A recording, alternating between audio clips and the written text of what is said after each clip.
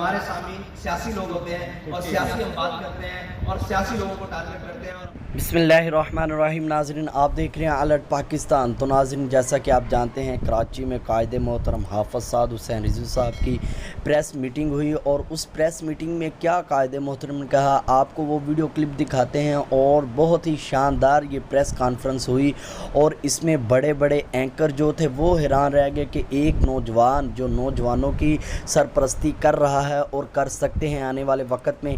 नाज़रीन, ये एंकरों ने खुद कह दिया, आपको वो एक और वीडियो दिखाएंगे, आप खुद हैरान रहेंगे कि वाकई कायदे मोहतरम अल्हम्दुलिल्लाह इस काबिल हैं।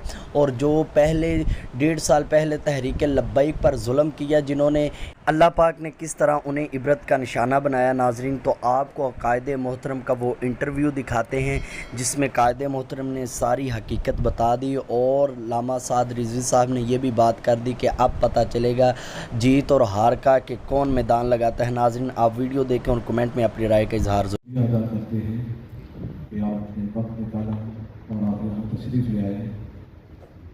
अब इंशाअल्लाह हमारे कायदे मोहतरम अल्लामा साद हुसैन रिजवी दामद बरकातुहू मनाविया इंशाअल्लाह आपसे गुफ्तगू फरमाएंगे।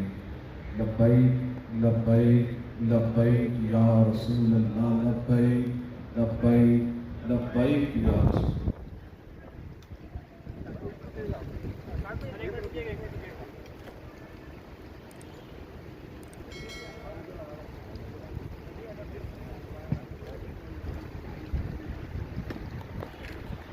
हमारा मद्दे मुकाबिल भी सियासी लोग हैं, उनका तबलीगी इस्लाही काम है, उनके मद्दे मुकाबिल तबलीगी और इस्लाही जमातें हो सकती हैं या उनके मामलात हो सकते हैं। हमारे मुखातिबीन और हमारे सामीन सियासी लोग होते हैं और सियासी हम बात करते हैं और सियासी लोगों को टारगेट करते हैं और अपने सियासी जो अहदाफ हैं उनको अचीव करते हैं।